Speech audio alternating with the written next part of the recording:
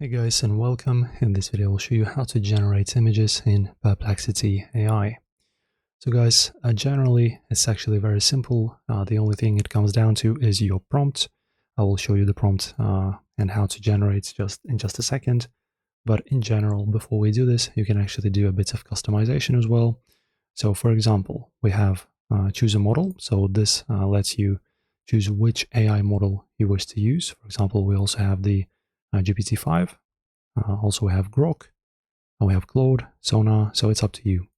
So also, if you want to set some sources for your search, which I don't think if it's going to be even applicable to our case, but you can if you wish. As you can see, we have the different ones. And also if, for example, while generating an image, you want to generate it on top of the existing one. Say, for example, you want your photo to turn, for AI to basically turn it into something else, or maybe modify it, or create a cool avatar of yourself out of your selfie or something. You can just upload a file. And also dictation, that's not necessary in our case.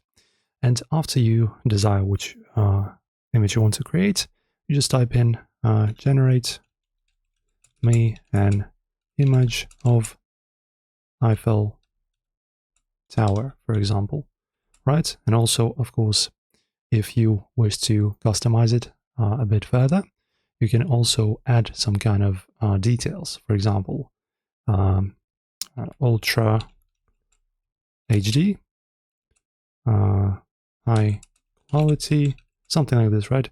4K. What else can I add? And let's say anime style. So this is pretty much the prompt. And you can customize it further. I'm just going to hit create, generate. So let me just sign in. Okay, so I signed in, and as you can see, it generated me various images actually.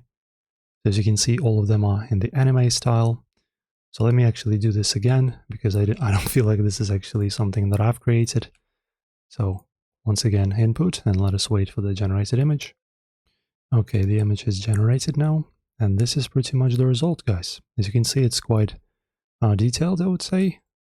Can I zoom in? I suppose not, but you can still download this image if you wish, and then view it, download it, and bingo, as you can see, I've opened it up in my photo viewer on Windows, and now we have our image. Enjoy, guys. If this helped, like and subscribe, and see you in the next tutorial.